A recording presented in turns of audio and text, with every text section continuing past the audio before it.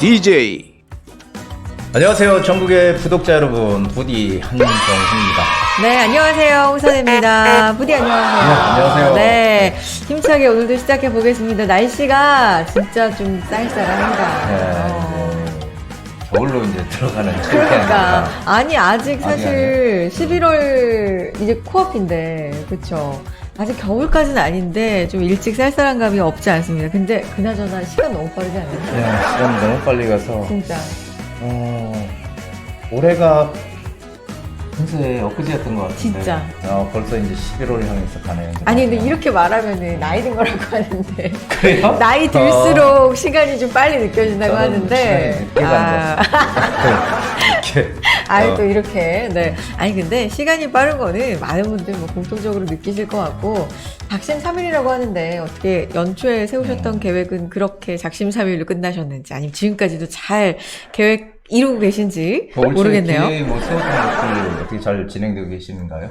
아니, 저는 계획을 안 세워요, 진짜로. 진짜로 계획을 안 세우고. 안 세우고 그냥 즉흥적으로. 하루하루 즉흥이라기보다 너무 저를 즉흥이라기보다 하루하루 주어진 거 좀 충실히 하자라는 주의긴 한데 그냥 올해는 그래도 진짜 저야말로 다사다난했던 것 같긴 하네요. 어떻게 부디는 어떠세요? 저는 뭐 특별한 계획은 없고요. 항상 올해보다는 내년에 조금 한 단계 발전하자. 너무 이제 좋다. 그런 생각으로 항상 한 해 한 해를 그렇게 보내고 있습니다. 너무 좋네요. 뭐 저희가 이렇게 인사드리니까 아마 연말 인사같이 느껴지시겠지만 어쨌든 시간이 빠르다라는 의미였고요. 올해 일단 2달 그래도 아직 남았으니까 그렇죠? 이 2달만이라도 좀 충실하게 저도 보내고 부디도 보내고 우리 구독자분들도 보내셨으면 좋겠습니다. 좋아요. 10월 마지막 금요일인데 와 이런 노래도 있잖아요. 10월의 마지막 밤을 뭐 이런 노래도 있네요. 그죠? 잊혀집니다. 맞아. 그런 거 생각나네요. 어쨌든 그냥 우리가 보내기에는 너무나 낭만적인 계절이 또 흐르고 있습니다. 10월의 마지막 맞는 금요일과 또 주말인데 어떤 노래 오늘 소개해 주실까요? 네, 오늘은 1981년도에 발표가 됐던 그리고 전 세계적으로 상당히 관심을 많이 끌고 유명세를 탔던 곡입니다. 이게 칸트리 가수죠. 대표적인 미국의 70년대를 대표했던 가수 존 덴버와 3대 3 테너라고 하는 그 테너 중에 하나인 플라시도 도밍고가 함께 불렀던 우리 국내 팬들에게 너무 익숙한 Perhaps Love. 네, 이 곡을 준비해봤습니다. 아마도 사랑이에요. 아마도 사랑은? 이게 이제 사랑을 주제로 네. 한 노래인데요. 사랑에 대한 그 정의가 아주 나오는 곡입니다. 이게 사실 세계 3대 3 테너라고 3대 테너 중에 하나인 이 플라시도 도밍고 그리고 또 루치아노 파발로티 있죠. 와. 그 다음에 호세 까레라스 이렇게 세 명이 이제 3대 테너라고 하는데 사실 이 당시에 상당히 화제가 됐던 게 이 대중음악 가수와 그리고 클래식을 하는 성악가. 성악을 하는 대가가 네. 만나서 이 크로스오버라고 하는 그런 장르인데 서로 이제 다른 장르끼리 만나서 이렇게 노래를 불렀다는 것도 상당히 좀 주목을 받았던 그런 노래가 아닌가 생각이 듭니다. 크로스오버 많이 들어봤고 요즘은 좀 활발하게 네. 하고 있지만 그 당시에는 좀 신선해요. 신선한 신선하고 충격이었죠. 그러니까 그 당시에는 완전히 벽이 있었거든요. 그래서 대중가요, 이 클래식이나 이쪽을 했던 분들은 우습게 그냥 진짜요? 대중가요 이렇게 우습게 알고 그랬는데 같이 이렇게 어울려져서 그 벽을 깼다는 데 상당히 의미가 있고요. 우리나라에서도 그래서 또 시도를 한 적이 있죠. 그 향수란 노래. 향수 아세요? 시 아니에요? 시인데 그걸 이제 노래로 이제 그 박인수 성악가 교수죠. 박인수 씨하고 네. 그리고 이제 그 이동원 씨가 뭐 얼룩배기 황소가 이렇게 이제 불렀던 시 그 노래, 맞아요. 시를 향수란 노래로. 노래 지금도 사랑을 상당히 받고 있는 노래입니다. 그래서 우리도 네. 그런 시도가 있었죠. 크로스오버 80년대 그렇죠? Perhaps Love라는 노래입니다. 소개해 주셨고 그러면 들어봐야죠. 예, 이 노래가 좀 길고요. 그래서 일단 좀 쉬운 부분만 좀 해보겠습니다. 좋아요. 제가 네. 이 노래는 많이 음악다방에서 옛날에 과거에 이제 하도 많이 틀었던 음악이에요. 그래서 너무 틀어서 별로 그렇게 좋아하지 않는 진짜 건데 너무 들어. 너무 들어서 인기가 많았다는 거네. 그렇죠. 대중적인 인기. 네. 근데 DJ들은 본래 대중적인 인기보다는 자기가 아는, 자기가 정말 좋아하는 노래들을 많이 이제 남들이 잘 모르는 이런 노래들을 많이 이제 듣는데 나만의 음악 취향을 그렇죠. 구축해서. 네. 아. 근데 오늘 한번 제가 이렇게 이 곡을 들어봤더니 너무 좋은 것 같아요. 오랜만에 81년도에 나왔던 겁니다. 좋아요. 한번 들려주세요. Perhaps love is like a window, perhaps an open door. It invites you to come closer, it wants to show you more. And even if you lose yourself and don't know what to do, the memory of love will see you through. 이렇게 이제 시작을 하는 겁니다. 그래서 불러드리고 싶은데 반주가 없어서. 네, 한번 들어보시면 아마 지금 가을에 상당히 듣기 좋은 사랑의 노래입니다. 아, 반주 없이 또 항상 잘하시면서. 아니, 이게 들어보니까 요즘에 또 가을이라서 결혼 참 많이 하잖아요. 결혼식. 결혼식에서 참 어울리는 노래가 아닐까라는 생각도 들었고, 이 가을하고도 진짜 어울리는. 요즘에 약간 이렇게 따뜻하고 감미로운 노래 많이 소개해 주시는 것 같아요, 부디. 네, 날씨도 추워지고, 그리고 이제 항상 올디스 팟 굿디스라고 예전 곡들이 오래됐지만 좋다. 좋네요. 예전 곡들 많이 요즘 젊은 가수들이 다시 리메이크해서 많이 부르잖아요. 네, 그런 것 같아요. 그래서 그런 음악들을 중심으로 좀 소개를 해드릴까 합니다. 네, 앞으로도 많이 계절과 어울리는 또 노래 소개해 주시고요. 부디 노래로 또 시작을 해봤습니다. 가을과 어울리는 노래 들었으니까 이제 가을과 어울리는 커피 향기도 우리 함께 해야죠. 커피 쿠폰 드리기 위해서 저희가 또 퀴즈를 준비했습니다. 드리도록 하죠. 퀴즈맨!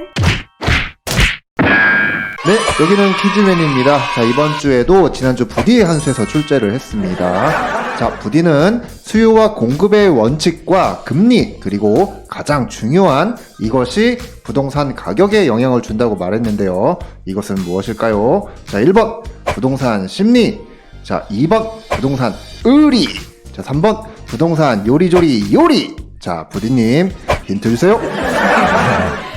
네, 부동산 의리도 있네요. 의리. 김보성. 남자는 의리죠. 네, 의리. 이거는 좀 아닌 것 같아요. 뭔가 의리는 있어야 되는데. 의리라면서요. 왜 아니에요? 이건 답이 아닌 것 같고. 답을 그렇게 다 아니라고 하시면 너무 다 드리면 안 되니까 여기까지 하고, 그러면은 힌트. 의리는 아닌 것 같고. 심리 아니면 요리인데. 뭘까요? 어떻게 힌트 주실래요? 요리는 뭐. 나는 요리를 못한다. 알겠습니다. 힌트가 충분히 된 거. 그나저나 부동산 요리는 어떤 맛일까요? 궁금한데. 자, 여러분 너무 더 이상 안 드려도 다 아실 것 같고요. 가장 중요한 거, 부동산의 가격을 결정짓는 건 물론 당연히 수요 공급의 원칙, 거기에다가 요즘 이슈가 되고 있는 금리, 여기에 가장 중요한 이것입니다. 심리일까요? 의리일까요? 요리일까요? 자, 맞춰주시고요. 커피 쿠폰 드려요. 그러니까 많이 보내주시기 바랍니다. 전화를 주시거나 문자를 주시거나 이메일을 주시거나 네이버 폼을 활용해 주시면 되는데 아무래도 정답 맞추시는 데는 문자가 편하실 것 같습니다. 많이 보내주시기 바랍니다. 자, 그리고 이 정답만이 아니라 여러분 상담 신청도 하실 수가 있고 다양하게 저희와 소통하실 수 있으니까요. 역시 전화, 문자, 이메일, 네이버 폼을 이용해서 편한 방법으로 보내주시기 바랍니다. 특히나 정답 맞춰주신 분께는 저희가 커피 쿠폰 보내드립니다. 자, 커피만큼 반가운 무료 세미나 소식 알려드리도록 하죠. 정말 11월은 넘어갑니다, 이제. 네, 11월 3일과 10일 목요일 준비가 되어 있고요. 오후 2시부터입니다. 주제는 재개발 선정지, 그리고 재개발 예정지, 소액 투자 방법, 전망, 두루두루 이 재개발에 대해서 한번 알아보도록 할 텐데, 부디가 직접 강의해 주십니까? 네, 재개발이라는 거는 사실 네. 말은 쉬운데 이게 일반인들이 함부로 덤비기가 좀 어려운 그런 종목이거든요. 부동산도 여러 가지 종목들이 있잖아요. 재개발도 있고 재건축도 있고 분양권도 있고 그렇죠. 맞아요. 토지, 건물, 하여간 상가 다양한 분야가 있는데 지금 시점에 과연 우리가 이 재개발이 서울시 전체의 모든 지역들 재개발 지금 완전 붐이 불고 있는데요. 그런 재개발 중에서 우리가 들어가야 될 곳, 들어가지 말아야 될 곳, 그리고 앞으로 지정이 될 곳, 이런 것들을 중점적으로 우리가 살펴보고요. 그리고 지금 시점에 내가 가진 금액으로 들어갈 수 있는 그런 지역 이런 것을 좀 추천해드리는 그런 시간 준비하겠습니다. 네. 예약이 필수입니다. 그러니까 전화, 문자, 이메일, 영상 댓글에 네이버 폼 이용해서 자유로운 여러분 편하신 방법으로 신청해 주시면 되겠고요. 선착순이니까 조금 빠르게 신청해 주시는 게 좋을 것 같습니다. 자, 그런데 당일 일정 변동이나 좀 상황 변동이 있어서 신청을 해주시면 이게 세미나가 아니라 1대1 상담으로 변동이 될 수 있고요. 그것은 안내해 드릴 거고요. 그 부분은 양해 부탁드리겠습니다. 많이 많이 신청해 주시고요. 부디 직접 만나보시고 깊은 얘기 나누실 수 있으니까 또 상담 신청도 많이 해 주시기 바랍니다. 선착순입니다. 다시 한번 말씀드리지만 좀 빠르게 전화 주시는 게 좋을 것 같네요.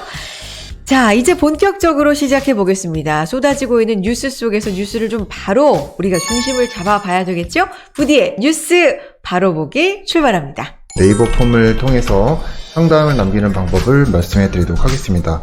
자, 먼저 부동산 DJ 채널에 들어가신 다음에요. 자, 아무 영상이나 다 여시면 되는데 이렇게 영상을 클릭하신 다음에 밑에 보시면은 더보기란이 있죠? 댓글에 더보기란을 누르신 다음에 여기 아래 보시면 편리한 네이버 폼 글문의라는 데가 있습니다. 여기를 누르셔서 들어가시면 이렇게 상담을 하실 수 있는 폼이 있으시니까 여기에 전화번호를 적으시고 그리고 간단한 내용, 상담 내용을 적으시면 편하게 상담을 하실 수가 있습니다. 네, 한정훈의 부동산 DJ 이번 시간 뉴스를 바로 보고 우리가 중심을 좀 잡아보자 라는 취지로 만든 시간입니다. 부디의 뉴스 바로 보기 시작해 보겠습니다. 매주 중요하다고 생각하는 뉴스 뽑아보고 여기서 또 중점적으로 살펴볼 내용들 한두 개씩 보고 있습니다. 오늘은 어떤 뉴스 선정됐을까요? 살펴볼게요. 첫 번째, 수직 증축 리모델링 2호 나온다. 대치 1차 현대, 2차 안전성 검토 통과 소식이고요.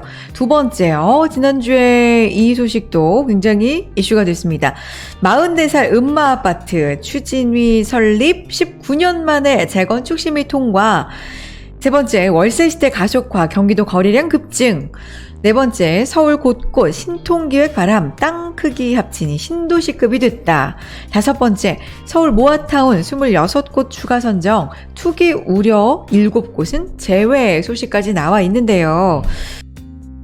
네, 수익 증축 리모델링이 2호가 나온다. 지금 대치 1차 현대 2차 안전성 검토 통과 이렇게 했는데요. 보통 그 리모델링은 재건축의 대안이다 이렇게 지금 알려지고 있고, 그래서 많이 리모델링 쪽으로 진행을 지금들 하고 있는데 대부분 수평 증축으로 가요. 왜냐하면 수익 증축은 이게 안전성의 문제, 혹시 또 이 무너질 우려가 있는 게 아닌가 이런 것 때문에 잘 안 해줬는데 본격적으로 아마 수직 증축도 진행이 되리라고 좀 보여지고요.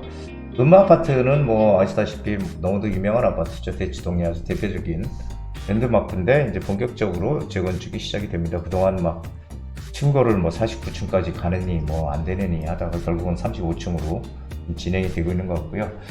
월세 시대 가속화, 가속화는 뭐 당연하죠. 지금 월세 전세 가는 것보다 월세로 가는 게 훨씬 더 득이다라고 생각하고 사람들이 월세 쪽으로 많이 지금 이동을 해서 월세 수요가 좀 상당히 많아지고 있다는 얘기. 하지만 지금은 가장 큰 이유가 뭐 금리가 지금 뭐 폭발적으로 인상을 하니까 전세 대출이나 이런 걸 받았을 때 비교를 해보니까 오히려 월세가 하는 게 유리하더라 이런 거죠. 근데 만약에 금리가 급등하는 시기가 지나서 전세가가 다시 올라가는 그런 상황이 된다면 그때는 월세가 이제 좀 가라앉고 다시 전세로 전환이 되는 시기가 올 겁니다.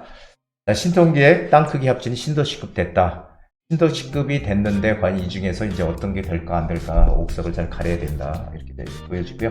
마지막으로 모아타운 26곳 이번에 추가 선정했죠. 그래서 여기에 대해서 한번 좀 얘기를 해볼까 합니다. 네. 자, 5가지 뉴스가 다 부동산에서 뭔가 핫하고 뜨거운 소식인 것 같은데 그 중에서 5번째 얘기를 조금 더, 5번째 뉴스를 조금 더, 모아타운 26곳 추가 선정, 투기 우려 7곳은 제외. 여기서 어떤 걸 좀 바로 볼까요? 지금 여기 이 모아타운이 지금 이번까지 선정이 돼가지고 총 서울 시내 모아타운 선정되게 64곳이래요. 64개. 근데 이게 모아타운이 계속 지정될 거 아니에요? 네. 그러면은 앞으로 한 4년 동안 이게 벌써 지금 64곳이니까 앞으로 4년 동안 얼마나 지정이 될까요? 그리고 조금 전에 봤듯이 신통도 엄청 신통기획, 신속통합기획 이 신통도 지금 계속 지정하잖아요. 네. 그러면은 정말 제가 예전에 말했던 대로 전부 뭐 재개발을 진행한다고 여기저기서 막 난리칠 거예요. 그래서 사실 모아타운으로 선정된 지역, 지금 모아타운이 어쨌든 좀 더 빨리 갈 수 있다라는 생각으로 뭔가 추진들을 지금 막 여기저기서 하고 있는데, 이 중에서 우리가 가장 중요한 거는 옥석 가리기를 잘해야 된다. 옥석 가리기. 자, 생각해 보십시오. 지금 64개소인데 계속 지정이 되고 나면은, 그렇다면 그 지역들이, 여기도 보세요. 아까도 신속통합계획도 뭐 신도시급이다, 전체 합치니까. 맞아요. 그 신도시급이 전부 다 될까요? 예, 그래서 여기서 옥석 가리기가 정말 이제 중요하다고 생각이 돼요. 그래서 요번에 선정된 지역뿐 아니라 미선정된 지역도 권리 산정 기준일이 10월 27일로 지정이 됐어요. 그러니까 10월 27일 전에 어떻게 돼요? 건축 심의, 건축 심의를, 건축 착공 신고를 받은 것들. 왜냐면 이 지분 쪼개기, 투기를 방지하겠다고 해서 이제 착공 신고가 그 전에 났으면은 이제 아파트를 주겠다 나중에 이렇게 되는 거죠. 그래서 이 모아타운에서 중요한 거는 이겁니다. 일단 지금 모아타운이 여러 번 지금 발표가 돼서 64개소라고 얘기했는데, 2022년 1월 13일 날 선정이 이제 그때부터 시작이 되는데요.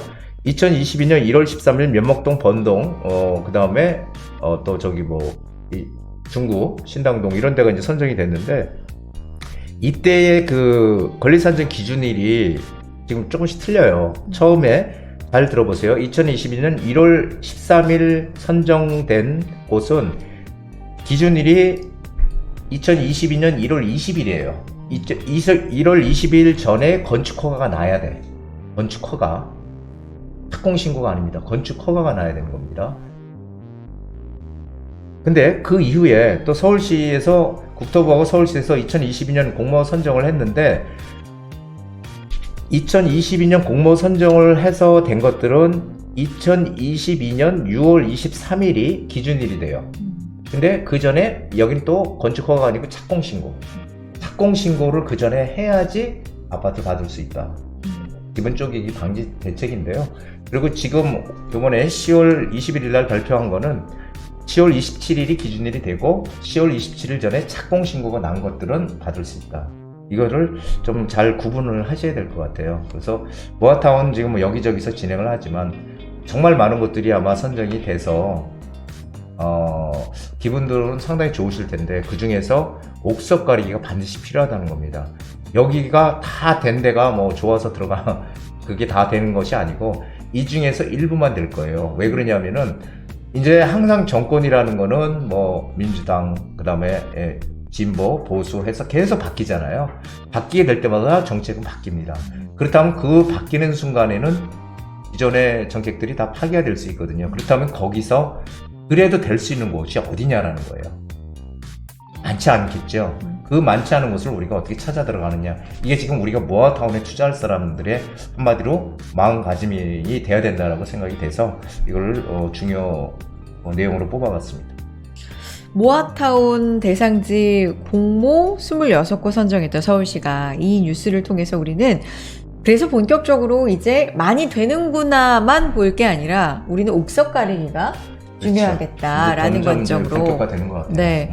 그러면 어떤 게 옥이고 어떤 게 석인지는 어떻게 봐요? 그러니까 항상 이제 앞으로 부동산 시장이 어떻게 갈 건가에 대해서 제가 많이 말씀을 드렸는데, 예전부터 항상 앞으로도 마찬가지고 시간이 지나면 지날수록 점점 더 심해질 건데요. 이 중심 지역들, 그러니까 즉 땅값이 비싼 동네, 쉽게 얘기하면 땅값이 비싼 동네는 사람들이 다 원해요. 들어가기를. 땅값 비싼 데는 어쨌든 기반시설이나 뭐 교통이나 일자리나 이런 것들이 다 잘 돼 있기 때문에 그런 지역들 먼저 진행이 된다는 거죠.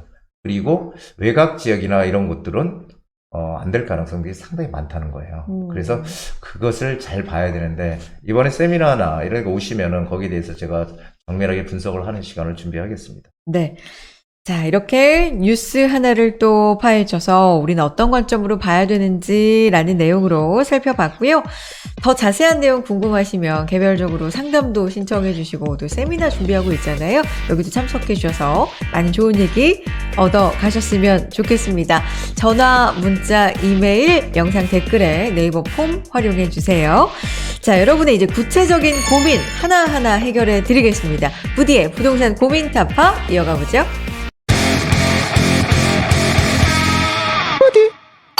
네, 부디의 부동산 고민 타파 출발해 보겠습니다. 전화 주시고요. 문자, 이메일, 그리고 영상 댓글에 네이버 폼 활용하시면 여러분의 개별적인 부동산 고민 또 해결해 보실 수가 있으니까 많이 신청해 주시기 바랍니다. 전화 연결 시청자님 해 보겠습니다. 안녕하세요. 안녕하세요. 네, 안녕하세요. 네. 반갑습니다. 반갑습니다. 네. 영상 좀 많이 봐주고 계세요? 부동산 네. DJ? 네. 네, 보고 있습니다. 감사합니다. 네. 도움이 좀 되셨으면 좋겠고, 오늘은 더더군다나 이제 상담 연결되셨는데 어떤 점이 궁금하실까요? 네. 제가 목동 7단지 전세 주고 있어요. 네. 이제 그 재건축을 보고 투자를 했었는데 가격이 지금 좀 떨어져가지고 네. 이제 매도 타이밍이 궁금해서 전화를 드렸어요. 네. 목동 신시가지 아파트 7단지 말씀하시는 거죠? 네네. 네. 지금 보유하시고 재건축 보고 이제 투자 목적으로 사셔서 전세를 주고 계시다라는 말씀이시고, 그러면 언제쯤 매수하신 거예요? 3년 전에요. 3년 전에 매수하셔서 네. 세입자한테 이제 전세를 주고 계시는 거고, 네. 근데 이제 재건축을 보고 계셨는데 요즘에 워낙에 좀 부동산 자체가 좀 얼어 있다 보니까 가격이 네. 약간 내려가서 고민이시다라는 네, 말씀해 이게 주세요. 보유해야 할지, 네. 매도를 해야 할지. 계속 보유할까? 그러니까 매도 생각까지도 있으신가 봐요. 네네. 알겠습니다. 그래서 부디한테 여기 전망이 어떤지 좀 듣고 싶어서 전화 주신 것 같은데 바로 지도 보면서 말씀드릴게요. 통화해 보세요. 네. 네. 네, 안녕하세요. 안녕하세요. 예, 목동 7단지가 여기 있는데, 이게 바로 목동역에 붙어 있는 아파트예요. 그러니까 목동이 전부 다 전체적으로 이 신시가지인데, 저기 다 이제 그 재건축 호재가 있잖아요. 이게 오래됐죠, 이제 전부 다. 근데 그 중에서도 목동 1단지부터 이렇게 쭉 있지만, 그 중에서도 이 7단지가 저는 메인이라고 생각하거든요. 예, 메인이라고 생각을 하고, 지금 뭐 안전진단 통과해서, 어쨌든 재건축이 지금 토지거래 허가구역으로 아직 묶여 있어서, 원활하게 거래는 지금 안 되고 있고, 조금 뭐 지금 전체적으로 시장 상황이 빠져서, 어쨌든 좀 분위기는 안 좋다 이렇게 얘기하지만, 지금 목동 7단지는 바로 목동역 앞에 붙어 있고, 목동역에는 특히 또 강북 횡단선이 들어와요. 일단 예정이 돼 있어. 강북 횡단선. 강북 횡단선이 들어오는 예정이 돼 있고, 오목교역도 또 목동선이 또 예정이 돼 있고, 이런 지금 호재들이 있거든요. 그리고 바로 이 단지 옆에가 여기 또 이제 학원 가고, 홈플러스도 있고, 그리고 학교도 여기 뭐 좋은 학교들도 초중고도 다 모여 있고, 그래서 상당히 뭐, 목동은 지금은 사실 재건축이 안 돼서 지금 좀 문제가 되고 있지만, 여긴 사업성도 상당히 좋고요. 사업성도 좋고, 그리고 뭐, 주변의 학교들도, 상당히 뭐, 유명한 학교들도 많고, 모근 초중고도 바로 옆에 붙어 있고, 이쪽에 모근 초중고도 있고, 그래서 상당히 뭐, 입지적으로는 최상이라고 좀 보여져요. 그리고 목동 아파트 단지 중에서도 대장이라고 저는 생각을 하거든요. 그래서 지금은 가격이 뭐, 조금 뭐, 빠지고 그런 것들은 지금 상황은 뭐, 안 빠진 데는 없어요. 전체적으로 조금 분위기는 다 안 좋으니까. 하지만 여기는 무조건 가지고 있어야 되는 데지, 매도를 해야 되는 데는 아니다라는 거예요. 그래서, 근데 지금 매도를 생각하고 있는 이유가 혹시 있으신가요? 그러니까 제가 금액이 시세 요즘 떨어지니까. 좀 떨어지니까, 그러니까 조금 이제 분위기가 안 좋아지니까 자꾸 이제 매도를 하고 가야 되는 게 아닌가 이런 생각들을 하시는 것 같은데, 지금은 네. 여기는 팔면은 나중에 이제 분명히 후회할 수밖에 없는 이제 곳이 되는 거죠. 그래서 여기는 뭐 계속 가지고 있어야 돼요. 가지고 있으면서 재건축이 진행돼서 어떻게 동시다발적으로 이제 다 뭐 재건축이 진행이 되면은 여기 목동은 가장 이쪽에 이제 뭐 목동 신시가지 이쪽 오래된 아파트들 다 재건축되면 여기가 이제 중심 축이 될 거고, 그 중에서도 또 가장 좋은 입지에 위치해 있는 아파트이기 때문에 저는 뭐 충분히 가치가 있으니까요.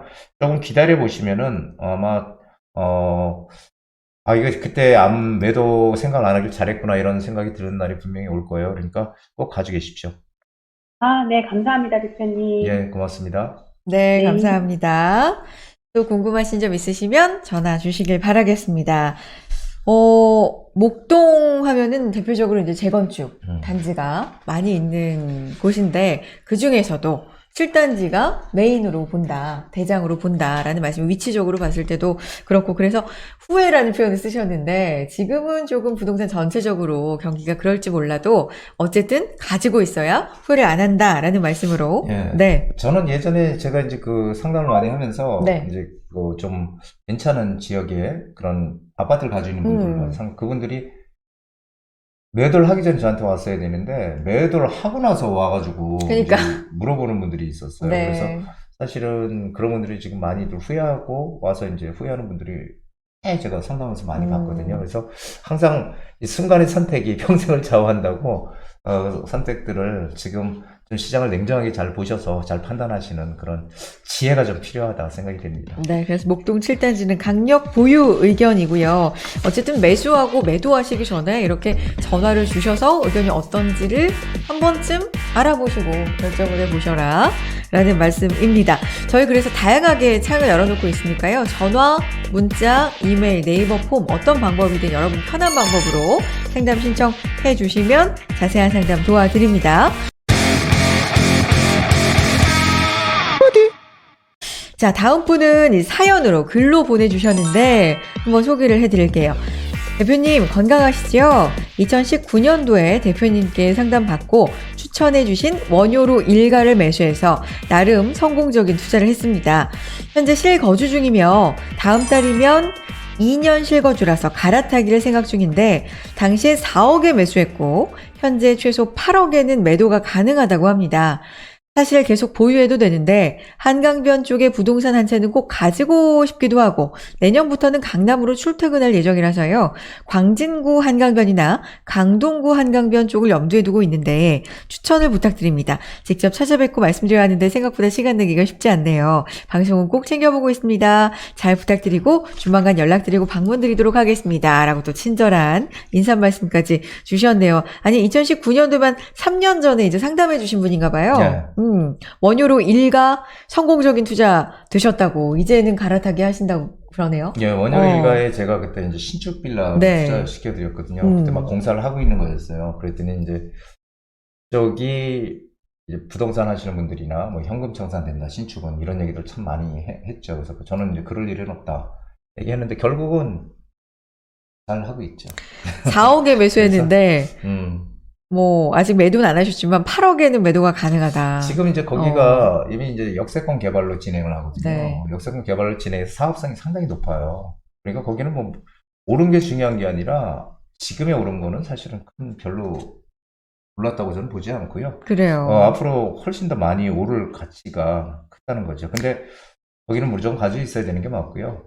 근데 지금 이제 한강변 쪽에 뭐 갖고 쉽다. 이런 얘기 네. 했는데 광진구 한강변하고 강동구 한강변, 이쪽 강동구 한강변은 아마 이 천호역 쪽 한강변을 얘기하는 것 같아요. 이 풍납동 쪽은 거기는 이제 아파트들이 있어서 그렇고 이쪽에 한강변 여기가 이제 아마 얘기하는 것 같은데 이제 신동 후보지로 선정이 됐다가 떨어졌거든요. 네. 떨어졌다면서 이제 토지거래 허가구역으로 묶였어요. 묶였다는 의미는 결국은 묶어놓는 의미는 결국은 하겠다는 거잖아요. 그렇지 않으면은 이거 사유재산 침해인데 묶어놓을 이유가 없죠. 천호역 바로 입지는 좋습니다. 그래서 여기는 이미 토지거래 허가구역으로 묶여 있어서 들어가기 어렵고 지금 일단은 가장 중요한 게 이제 강남 접근성을 제가 항상 말씀을 드렸는데 지금 강동구 쪽은 이미 지금 뭐 진행을 하고 있을 거고 그리고 이제 토지거래 허가에 묶였기 때문에 지금 이제 광진구를 한번 봐야 돼요. 지금 이 성수동 이쪽이 한강 르네상스 프로젝트의 그 전략정비구역으로 해서 지금 개발을 진행하고 있고요. 이 자양사동도 이쪽 한강변 지금 신통기획인이 역세권 개발인이 해서 지금 진행을 하고 있고 이쪽에 모아타운 또 진행해요. 모아타운. 요번에 발표했죠, 여기. 네. 여기 지정됐습니다, 모아타운. 7개고요. 모아타운 지정됐고. 자양 3동은 일단 아파트 위주로 지금 돼 있는 곳이고, 그리고 지금 남아있는 데가 여기 자양 2동이에요, 여기. 한강변, 자양 2동. 그래서 이쪽으로 방향을 잡아가든지, 아니면은, 지금 이쪽 라인에, 여기 모아타운 추진하는 자양 4동에, 모아타운 추진하는 이쪽 라인에 지금 들어갈 수 있다면 들어가도 괜찮아요. 그 대신 매매가가 6억 이하여야 된다. 6억 이하짜리. 그래야지 우리가 투자하는 분들이 사실 되게 없는 분들은 거의 없거든요. 다주택자들이 많은데 그분들은 임대사업자를 내면은 취득세가 85% 감면이 되거든요. 취득세 뭐 8% 12%는 너무 크잖아요. 나중에 물론 바뀔 가능성이 크지만 그래서 6억 이하로 투자금 한 3억이 안 넘어가는 한 2억 5, 6천 이 정도 선에서 들어갈 수만 있다면은 이쪽에도 지금이라도 들어가는 게 맞다라고 생각이 되고요. 그리고 조금 더 한강변 쪽을 원한다. 그렇다면은 이미 이쪽은 다 지금 뭔가 진행을 하고 있잖아요. 네. 성수동으로 이쪽 지금 성수동부터 쫙 지금 진행이 되는 것 같아요. 그렇다면 지금 남아있는 이 자양 2동이거든요. 자양 2동 쪽에서도 여기서도 어디로 들어가느냐가 상당히 중요해요. 자양 2동 쪽에서도 이쪽 자양 2동이 있고 이쪽 자양 2동이 또 있어요. 여기가 재정비 촉진지구라고 해서 지금 공사 한참 진행 중이고 여기 상업 업무 시설들 많이 들어오거든요. 호텔도 들어오고 업무 시설도 들어오고 광진구청도 들어오고 동서울터미널도 여기도 개발하잖아요. 스타필드로. 그래서 하여간 이 이동 쪽을 좀 찾아봐야 될 것 같아요. 그래서 투자 금액이 어느 정도 지금 가지고 계신지 모르지만 한 2억 초반, 2억 정도에서 2억 초반 정도 있다면 충분히 투자할 수 있는 그런 것들은 존재하거든요. 그래서 이런 쪽으로 빨리 지금 자양사동 모아타운도 마찬가지고 한강변도 제가 투자하라고 많이 말씀드렸잖아요.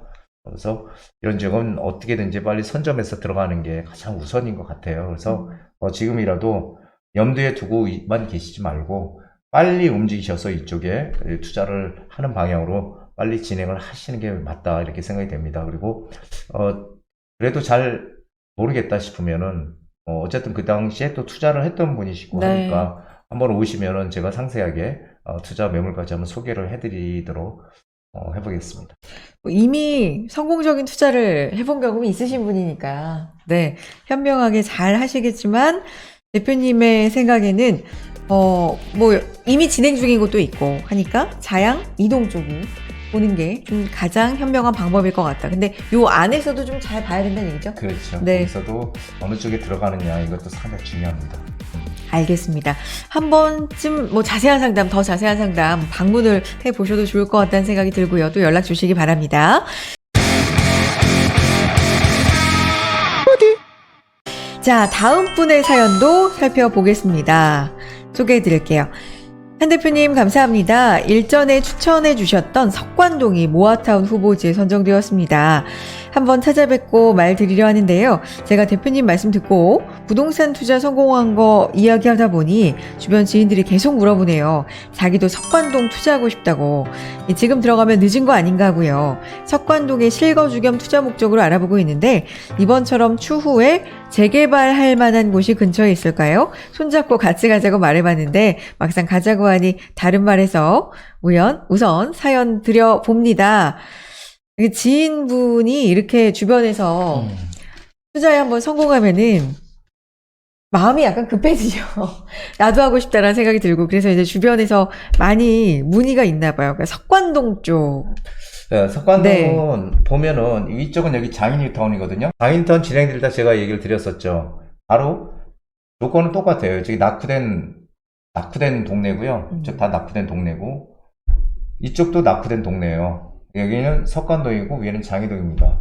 그런데 지금 이 장이동은 이미 다 추진하고 가격도 많이 올랐어요. 그리고 뭔가 추진하려고 하고 그렇기 때문에 일로 들어갈 수는 없고요. 제가 항상 얘기 드리는 게 이 석관동은 돌고지역하고 이 상월봉역이 중심이 된다. 두 개가 중심축이다.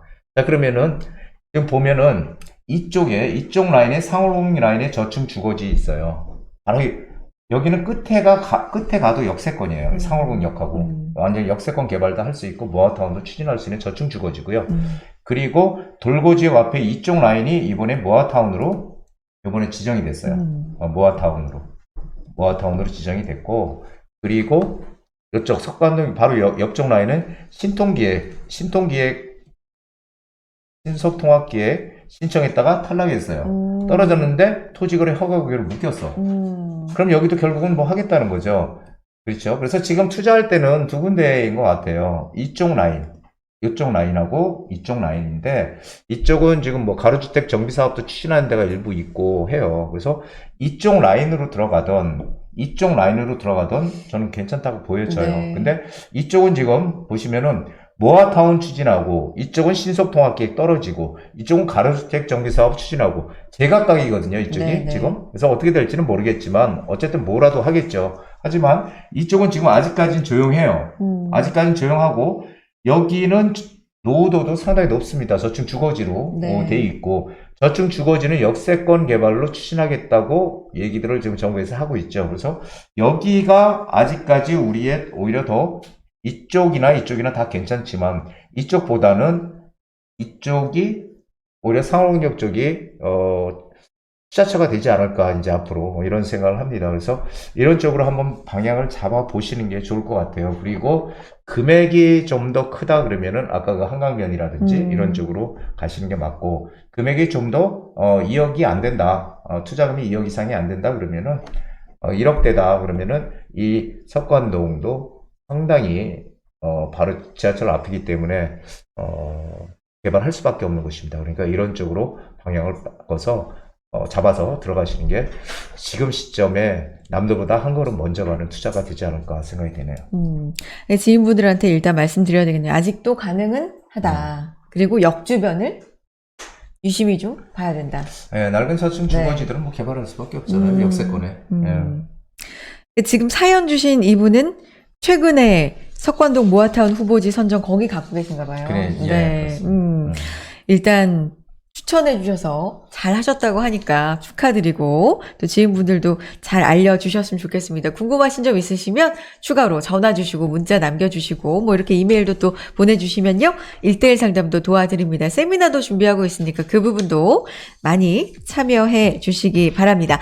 자, 이렇게 여러분의 개별적인 고민, 부동산 고민 해결해 드렸고요. 계속해서 열어놓고 있으니까 전화, 문자, 이메일, 네이버 폼 뭐든지 활용해서 많이 보내주세요. 자, 이제 몇십 년간의 이 부동산 시장에서의 노하우 또 방출 시간이죠. 네, 대방출 시간 가져보겠습니다. 부디의 한 수 이어갑니다.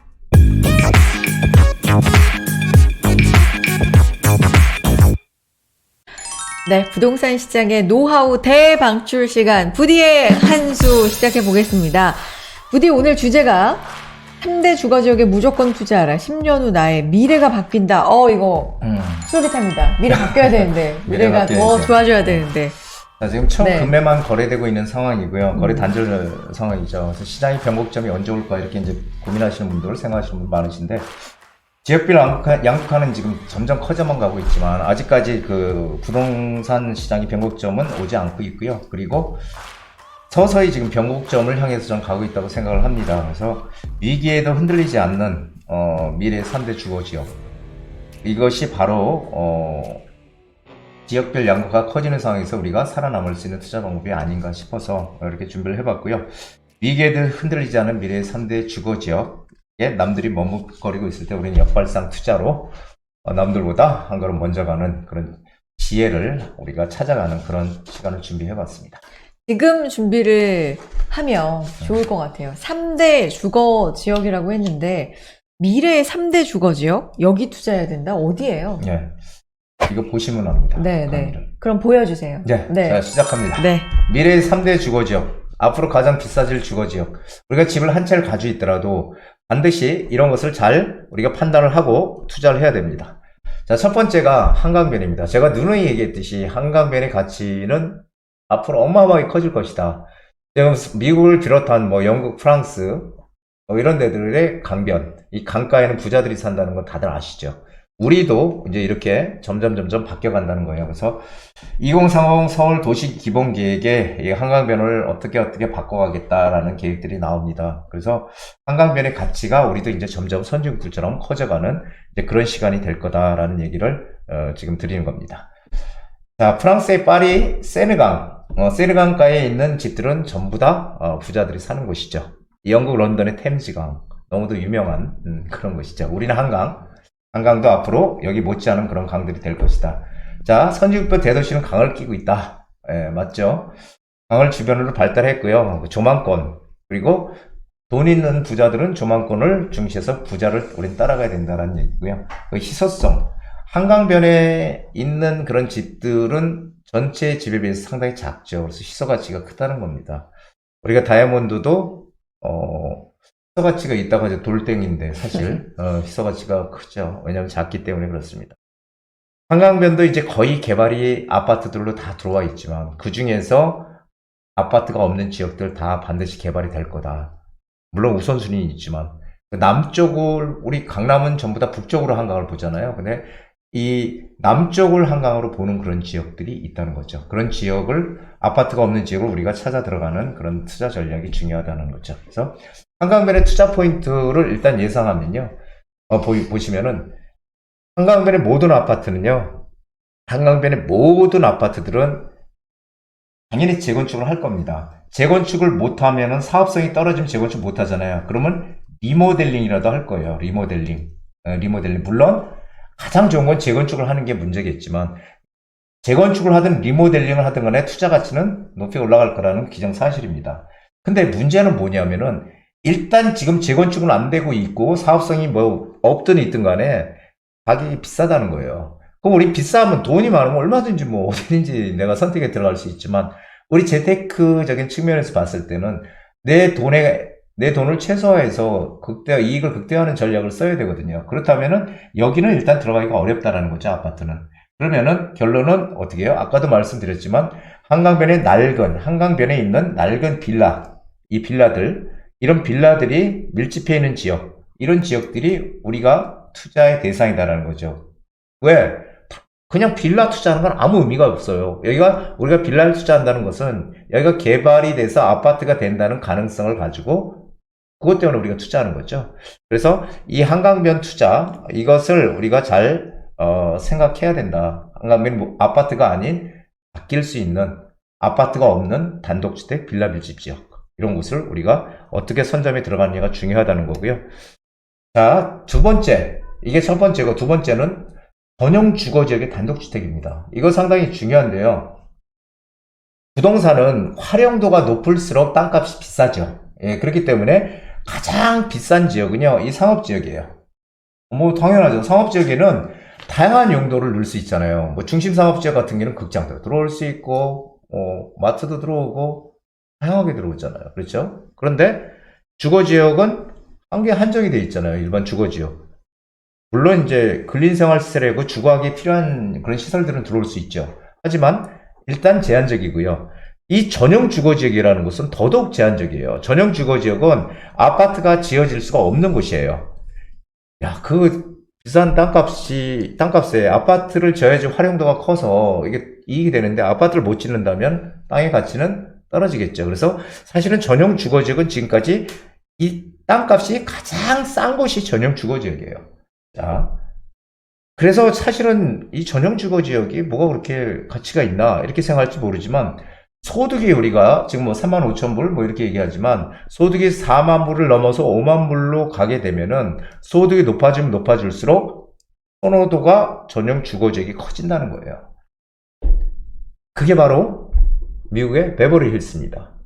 베버리 힐스도 역시 전용 주거지역이었지만 그것이 결국 어떤 사람이 들어와서 싸니까 거기다가 집을 져요. 단독주택을 짓고 풀장도 만들어. 그러니까 또 옆에 딴 사람이 들어와. 그러면서 지금은 예전에 베버리 힐스는 버버리 힐스가 아니고 베버리 힐스입니다.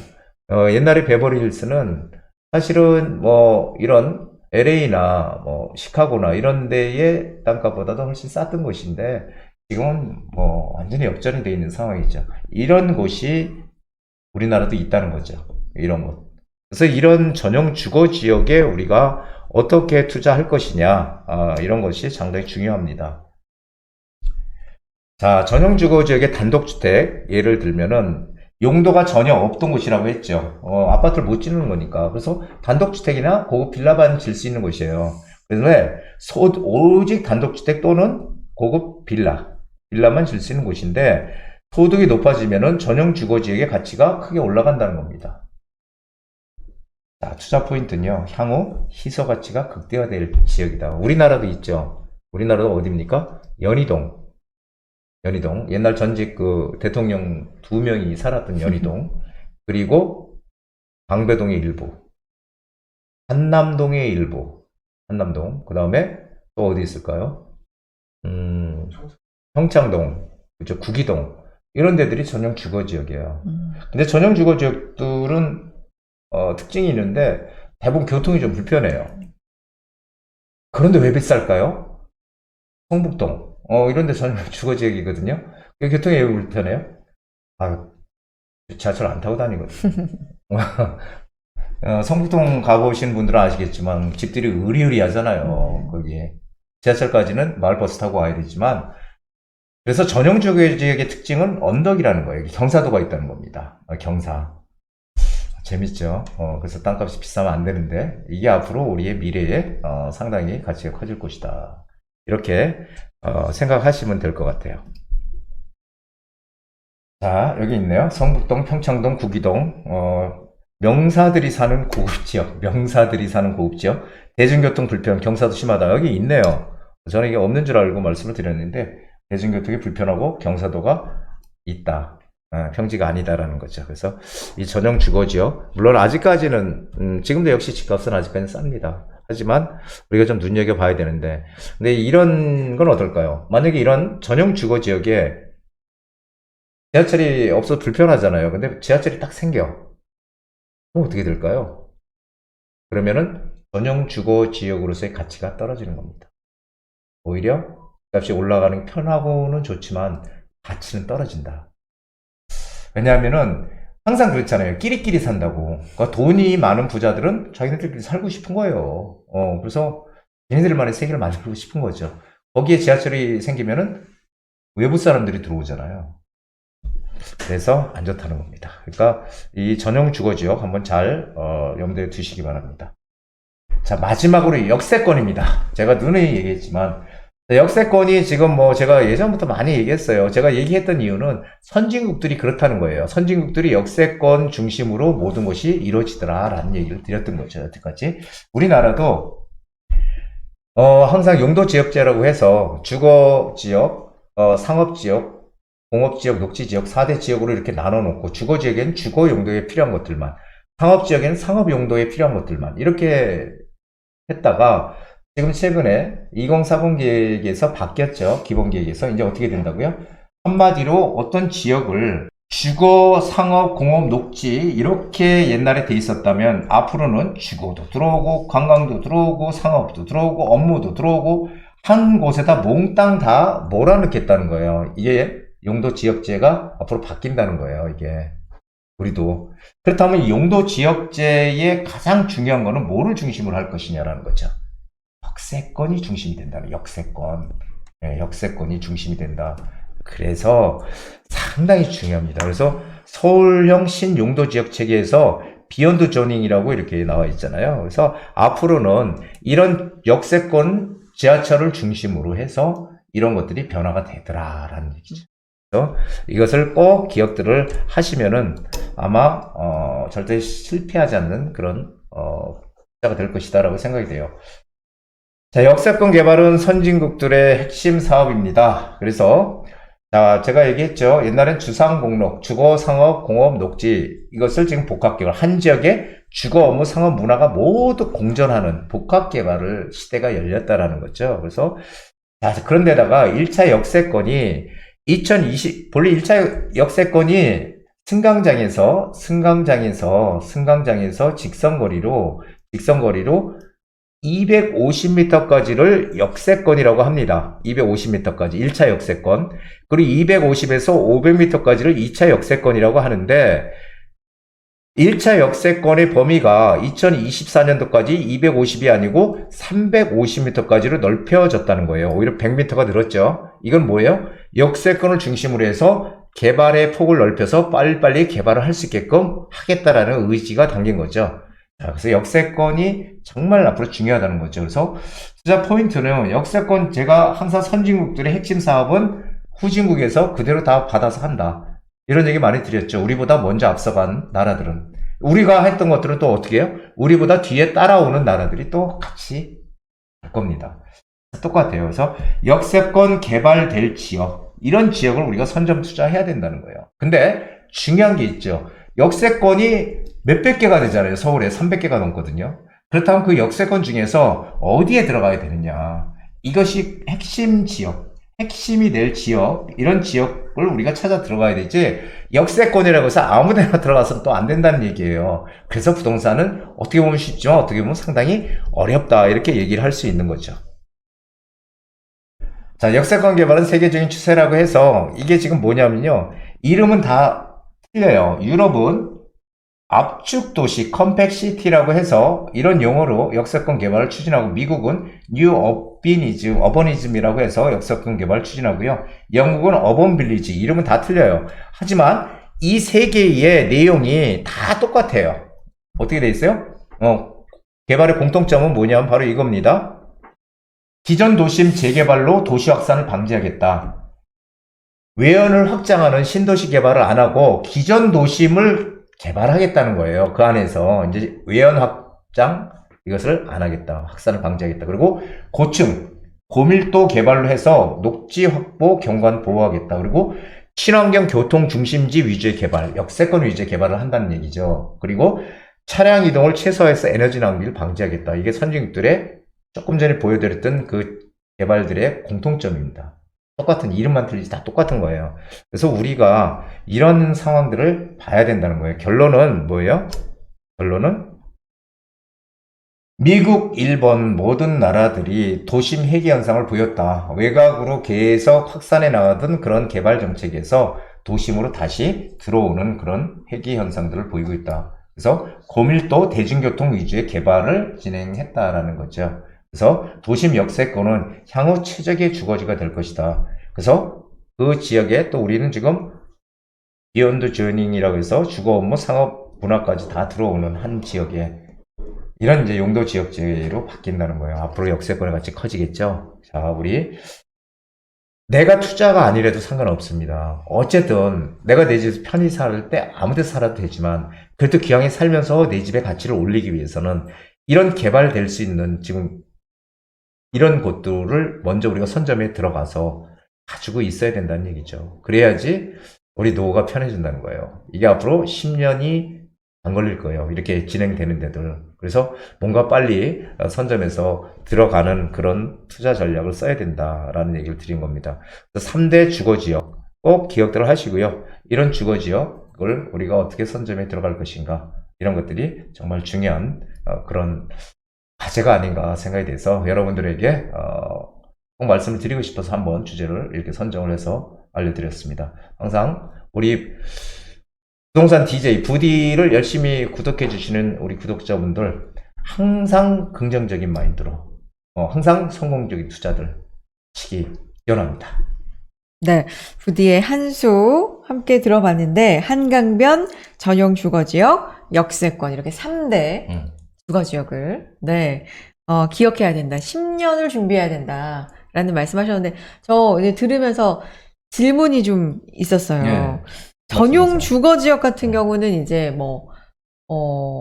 약간 부자들이 사는 동네. 그래서 지하철역도 가까이 없고, 그럼 지하철역이 생기면 오히려 편리는 하겠지만, 오히려 그만의 가치는 떨어지고. 근데 또 역세권은 불변의 가치가 있다라는 말씀을 또, 역세권 엄청 좋다라는 말씀을 또 뒤에 해주셨잖아요. 그럼 이거는 되게 상충되네요. 근데 역세권은, 네. 역세권에 있는 곳들은 전용 주거지역이 아니거든요. 전용 주거지역은 아파트가 못 들어오는 지역이에요. 네. 예, 그래서 거기는 그들만의 리그. 따로. 그거 나름 가치가. 그렇죠. 네. 그러니까 거기는 정말 돈이 많은 사람들.